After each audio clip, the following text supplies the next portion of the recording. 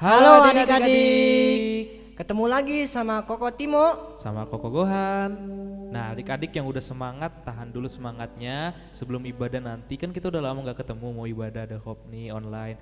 Sebelum ibadah nanti ada teman kita, teman-teman Hop kalian yang mau doa, nanti ada Francisco mau berdoa. Selamat pagi Tuhan Yesus, terima kasih atas berkat-Mu hari ini dan atas kesehatan yang Tuhan berikan. Tuhan, sebentar kami mau memulai ibadah The Hope hari ini. Semoga Tuhan memberkati guru-guru The Hope dan teman-teman kami. Terima kasih Tuhan Yesus, dalam nama Tuhan Yesus, haleluya, amin. Nah adik-adik coba boleh bangkit berdiri, mana tadi yang semangat boleh bangkit berdiri. Nah sekarang kaki adik-adik coba gerakin, kita mau pemanasan dikit, kita percaya bahwa kaki ini bisa melangkah sesuai yang Tuhan inginkan. Kita percaya bahwa Tuhan akan menyertai kita di setiap langkah-langkah kita. Amin.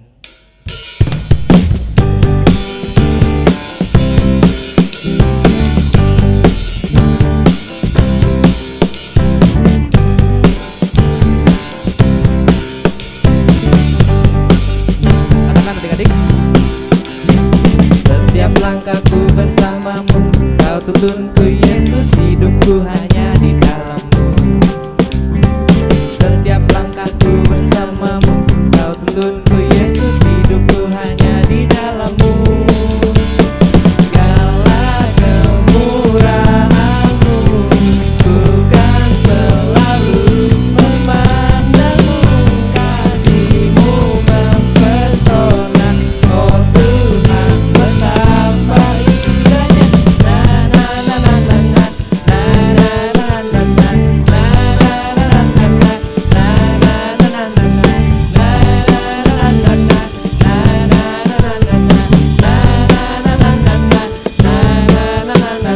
Setiap langkahku bersamamu, Kau tuntunku Yesus, hidupku hanya di dalam-Mu. Setiap langkahku bersamamu, Kau tuntunku Yesus, hidupku hanya di dalam-Mu. Segala kemurahan-Mu, ku kan selalu memandang-Mu. Kasih-Mu mempesona, oh Tuhan, betapa indahnya.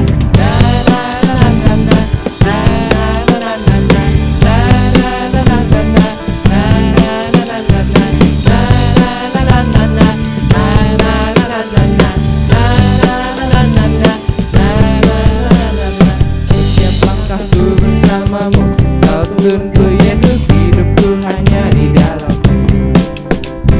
Setiap langkahku bersamamu, Kau tuntunku Yesus, hidupku hanya di dalam-Mu. Segala kemurahan-Mu, ku kan selalu memandang-Mu. Kasih-Mu mempesona, oh Tuhan, betapa indahnya.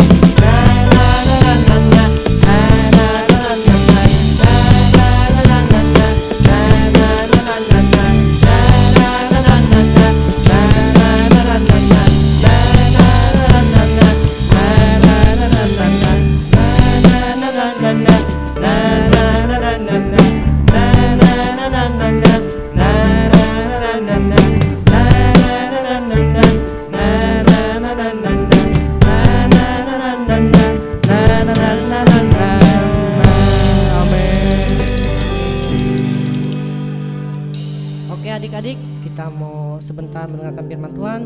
Kita juga mau menyembah Tuhan lebih lagi. Oke, oleh sebab itu kita mau menginginkan nama Tuhan. Kita mau mengatakan bahwa firman Tuhan itu pelita bagi kaki kita dan terang bagi jalan kita.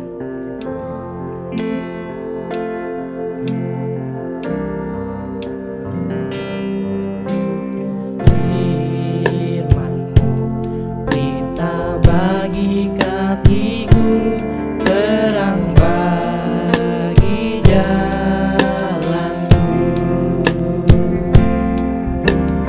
Firman-Mu pelita bagi kakiku, terang bagi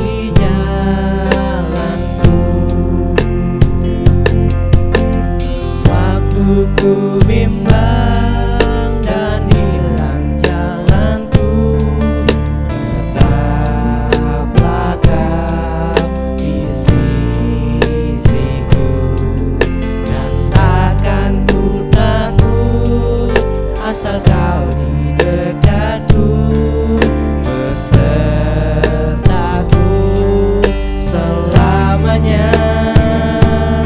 Oh, firman-Mu kita bagi kakiku, terang bagi jalanku. Kita mau nyanyi lagu ini dari awal lagi. Firman-Mu kita bagi kakiku, terang bagi jalanku. Waktu ku bimbang dan hilang jalanku, tetaplah Kau di sisiku. Dan takkan ku takut asal Kau di dekatku, besertaku selamanya. Oh, firman-Mu kita bagi kakiku, terang bagi jalanku. Waktu ku bimbang dan hilang jalanku, tetaplah Kau di sisiku. Dan takkan ku takut asal Kau di dekatku, besertaku selamanya. Oh, firman-Mu kita bagi kakiku, terang bagi jalanku, terang bagi jalanku, terang bagi jalanku. Kita mau beri kemuliaan untuk Tuhan, kita mau tepuk tangan untuk Tuhan.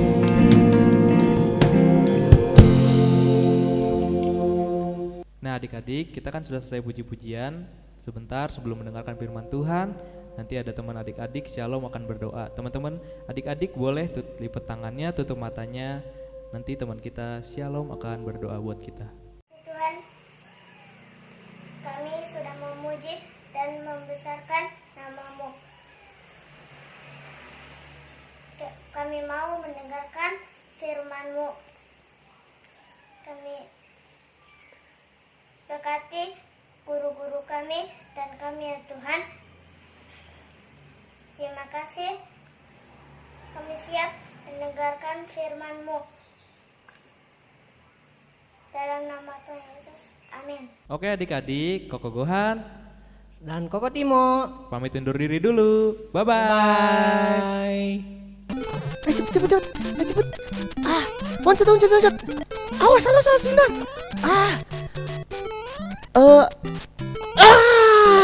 Gagal lagi. Main game gagal terus. Iya ya, sekarang hari Minggu. Nah, adik-adik, halo, apa kabar? Nah, adik-adik tadi sudah memuji nama Tuhan. Saatnya sebentar kita akan mendengarkan firman Tuhan. Nah, adik-adik tolong perhatikan firman Tuhan yang dibawakan oleh pembicara hari ini, karena adik-adik harus mengisi kuis mingguan. Nah, kalau adik-adik mengisi kuis, lalu berikan jawabannya kepada Cici Sheryl ya. Nah, kenapa? Karena jawaban yang adik-adik kirim itu berfungsi untuk absen mingguan dan untuk adik-adik mendapat hadiah di akhir tahun.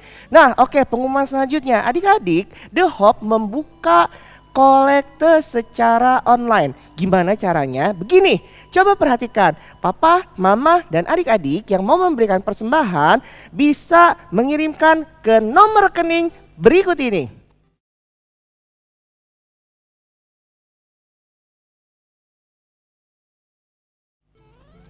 Nah, sudah ya, adik-adik bisa kirim ke nomor rekening yang tadi. Oke, Koko harapkan adik-adik tetap antusias mengikuti firman Tuhan dan ibadah selanjutnya. Oke, Ko Sherry pamit, dadah. adik-adik, selamat pagi. Apa kabar kalian semua? Semoga tetap sehat dan pastinya tetap semangat buat dengerin firman Tuhan di hari Minggu ini. Nah, kalau adik-adik udah simak dengan baik beberapa ibadah kita minggu-minggu sebelumnya, adik-adik pasti udah tahu dong di kali ini itu The Hope temanya lagi membicarakan soal apa? Ada yang tahu? Iya, jawabannya adalah tentang buah roh. Nah, hari ini Cici mau bawain tema yang sama, buah roh juga, tapi buah roh yang mana ya? Sama-sama yuk kita buka Alkitab kita di Galatia 5 ayat 22. Galatia 5 ayat 22 sampai 23. Oke, adik-adik bisa pause dulu videonya, kalian ambil Alkitabnya, kalian buka firman Tuhan. Sama-sama setelah itu kita baca bareng-bareng ya. Galatia 5 ayat 22 sampai 23. Tetapi buah roh ialah kasih, sukacita, damai sejahtera, kesabaran, kemurahan, kebaikan, kesetiaan, kelemah lembutan, penguasaan diri. Tidak ada hukum yang menentang hal-hal itu. Nah, dari 9 buah roh itu, hari ini Cici akan bawakan firman Tuhan dari buah roh damai sejahtera. Nah, tapi sebelum Cici mulai, adik-adik tahu nggak sih damai sejahtera itu artinya apa? Ada yang tahu? Apakah damai sejahtera itu kita dapatkan ketika kita punya mainan yang banyak? Kita punya boneka, kita punya mainan yang banyak di rumah, atau damai sejahtera itu ketika kita dapat kado saat ulang tahun misalnya, atau kita punya makanan yang banyak di rumah, makanan yang enak, snack yang banyak, atau apakah damai sejahtera itu ketika adik-adik dapat nilai yang bagus atau jadi ranking di kelas? Nah, adik-adik, damai sejahtera itu tidak ditentukan sama hal-hal tadi. Jadi damai sejahtera itu bukan berarti saat kita senang kita punya damai nih, tapi saat kita sedih nggak ada dong damainya. Nah, jadi damai sejahtera itu adalah suatu suasana hati atau keadaan ketika hati kalian itu tenang, damai, terus nggak ada ketakutan, nggak ada kegelisahan, pokoknya semuanya damai, tenang hati kita. Nah, hari ini Cici mau mau menceritakan salah satu tokoh Alkitab. Mungkin di antara adik-adik yang kelas besar kali ya udah ada yang pernah dengar tentang tokoh ini. Dia adalah seorang raja Israel. Dia adalah seorang raja Israel. Raja Israel pertama, namanya siapa? Raja Saul. Raja Saul.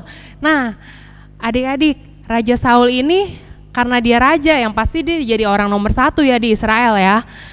Adik-adik kalau misalkan ada yang ingat cerita tentang Daud dan Goliat, ingat? Ya, jadi Daud dan Goliat itu waktu itu kan Daud sedang berperang, datang ke medan perang melawan bangsa Filistin. Kemudian ada tuh orang Filistin yang badannya tinggi, besar. Dia namanya siapa? Goliat. Dan waktu itu pada hari itu Daud mengalahkan Goliat. Wah, ketika Daud pulang adik-adik mengalahkan Goliat, semua bangsa Israel semua berteriak, wah keren Daud. Bahkan ada yang bilang, Saul mengalahkan beribu-ribu, tapi Daud mengalahkan berlaksa-laksa. Artinya apa berlaksa-laksa? Puluhan ribu. Nah, kalau Saul mengalahkan beribu-ribu, Daud mengalahkan berlaksa-laksa atau puluhan ribu, berarti lebih hebat siapa adik-adik? Lebih hebat?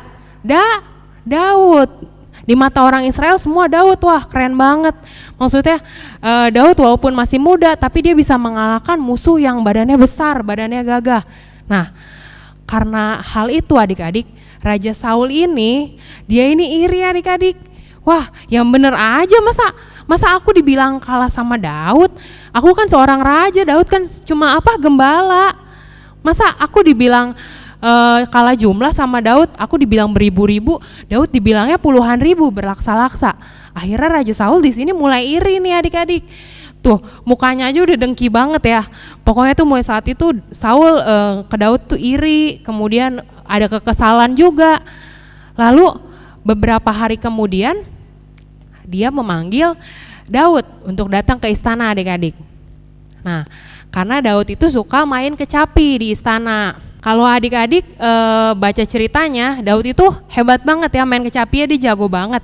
Mungkin kalau di sekolah minggu kayak Koko Andres kali ya.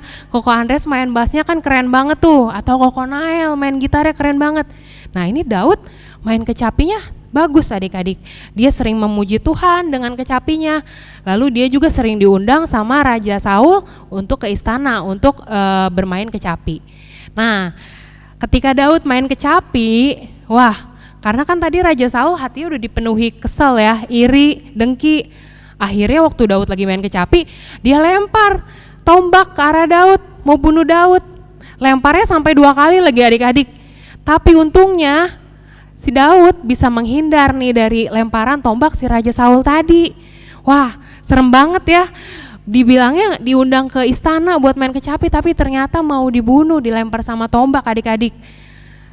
Tapi akhirnya Daud bisa mengelak, dia menghindari tombak itu, lalu dia kabur pergi dari istana.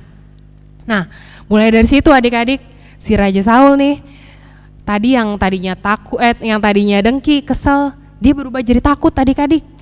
Takut karena di situ dia tahu, dia lempar tombak 2 kali tapi nggak kena. Dia tahu kalau Daud itu dilindungi sama Allah. Dia tahu Daud itu dalam perlindungan Allah, dalam kuasa Allah. Jadi dia nggak bisa macam-macam sama si Daud. Apalagi waktu itu bangsa Israel semuanya muji-muji Daud dibanding Raja Saul. Bangsa Israel semua pada senang sama Daud. Akhirnya dia yang tadinya kesel berubah adik-adik jadi takut. Terus hidupnya sehari-hari dipenuhi dengan rasa tidak damai. Nah, si Raja Saul mukanya jadi murung adik-adik. Yang tadinya dia marah, sekarang dia jadi murung, dia nggak damai. Perasaannya apa tadi? Kesal. Perasaannya kesal, kemudian dia takut. Dia kesal, dia takut. Karena dia nggak bisa melawan Daud juga, karena Tuhan melindungi Daud, Tuhan Allah melindungi Daud. Lalu dia perasaannya tidak damai. Nah, lihat adik-adik, seorang raja kan orang nomor 1 ya. Bener nggak? Kayak presiden kan orang nomor 1 nih di Indonesia gitu kan, di negara kita, Pak Jokowi. Kalau raja Israel berarti artinya dia orang nomor 1 di Israel. Kemudian dia tinggal di istana yang megah, dia tiap hari bisa makan enak, dia punya pasukan, dia punya kekuasaan, dia punya jabatan. Tapi kasihan ya adik-adik, tiap hari dia hidupnya dipenuhi dengan takut, nggak damai. Karena dia damai sejahteranya udah hilang adik-adik. Dia udah gak punya damai sejahtera dalam dirinya, sehingga dia jadi seperti ini, dia jadi takut, dia jadi khawatir, kasihan banget Raja Saul. Nah adik-adik, sekarang gimana caranya supaya kita semua ini punya damai sejahtera dalam hidup kita? Hari ini Cici akan kasih 2 poin buat adik-adik. Poin yang pertama itu, gimana caranya supaya kita bisa punya buah roh damai sejahtera? Yang pertama, kita harus dekat dengan sumber damai itu, yaitu siapa? Yesus Kristus, benar. Kita harus dekat dengan sumber damai. Kalau misalkan kita buka nih di Alkitab, di Yesaya 9 ayat 5 dikatakan bahwa Tuhan Yesus adalah penasihat ajaib, Allah perkasa, Bapa yang kekal, Raja damai. Dia adalah Raja damai, sumber segala damai. Nah, sekarang Cici mau kasih ilustrasi buat adik-adik. Kalau misalkan kita mau jadi ranking 1 di kelas, artinya kita harus rajin kan. Nah, supaya kita bisa rajin setiap hari belajar, kita harus bergaulnya sama siapa adik-adik? Sama orang yang rajin juga, apa sama orang yang males? Sama orang yang rajin juga. Kalau kita mau jadi anak yang rajin, dapat nilai bagus, kita harus bertemannya dekatnya sama orang yang rajin belajar juga, bukan yang anak yang suka main game. Sama adik-adik, kalau kita mau punya damai dalam hati kita nggak mau ketakutan, kita mau hati kita tenang, damai sejahtera, kita harus dekat sama sumber damai itu sendiri, sama Raja damai. Siapa dia? Tuhan Yesus. Nah, yang kedua, tadi gimana caranya supaya kita bisa punya damai sejahtera. Yang pertama, kita harus dekat dengan sumber damai itu. Yang kedua, kita harus menjaga hati kita. Contohnya, Cici mau kasih contoh tentang poin yang kedua, menjaga hati kita. Contohnya nih, sekarang kan kita lagi nggak boleh sering main keluar ya. Di masa-masa sekarang kalau main keluar juga harus hati-hati. Kita harus mengurangi main ke mall, kita harus mengurangi liburan. Dan mungkin kemarin Imlek kita juga yang biasanya kemana-mana gitu kan minta angpau, tapi sekarang kita di rumah aja. Terus liburan Natal kemarin dan Tahun Baru kita juga nggak bisa kemana-mana, kita di rumah. Nah, jangan karena hal itu adik-adik jadi kesel, jadi bosen, terus hatinya nggak enak. Nah, kita harus belajar menjaga hati kita. Jangan sampai hati kita mudah dipengaruhi sama situasi seperti itu. Nah, adik-adik tahu nggak sih kalau Tuhan Yesus itu Allah itu memberikan kita penolong dan penghibur yang disebut dengan Roh Kudus. Nah, jadi kalau misalkan dikit-dikit kita seperti Raja Saul nih, dikit-dikit kesel banget, atau dikit-dikit ngerasa takut karena nggak bisa kemana-mana, takut gitu, atau dikit-dikit kita merasa nggak damai. Nah, Roh Kudus itu jadi sedih adik-adik. Tapi iblis akan senang melihat kita kayak gitu. Kenapa? Karena artinya kita akan kehilangan damai sejahtera dari Allah, dari Tuhan. Nah, iblis tuh senang tuh kalau lihat kita kehilangan damai sejahtera. Makanya adik-adik kita harus belajar menjaga hati kita. Nah, dari 2 poin tadi, yang pertama kita harus dekat dengan sumber damai, yaitu Allah sendiri. Tuhan Yesus sumber damai kita dengan cara kita berdoa, kita rajin dengerin firman Tuhan. Kita juga bisa seperti Daud yang muji Tuhan. Kemudian yang kedua, kita harus menjaga hati kita supaya hati kita terus damai. Jangan mudah kebawa emosi, jangan mudah ketakutan, karena Tuhan Yesus pasti menjaga setiap kita. Nah, sebelum Cici tutup firman Tuhan hari ini, Cici mau ajak adik-adik untuk buka 1 ayat terakhir hari ini. Di Matius 5 ayat 9. Oke. Matius 5 ayat 9. Berbahagialah orang yang membawa damai, karena mereka akan disebut anak-anak Allah. Nah, karena kita adalah anak-anak Allah, kita harus punya buah roh damai sejahtera. Yuk sama-sama kita mau belajar dari firman Tuhan hari ini. Kita mau belajar untuk tetap terus dekat dengan Tuhan Yesus sebagai sumber damai kita. Kita harus tetap menjaga hati kita juga supaya kita dapat terus punya damai sejahtera dari Tuhan. Oke, sama-sama adik-adik kita mau berdoa. Kita lipat tangan kita, tutup mata kita berdoa. Tuhan Yesus, terima kasih untuk firman yang kami dengar pada saat pagi hari ini. Kami bersyukur kalau Tuhan Engkau telah memberikan kami damai sejahtera.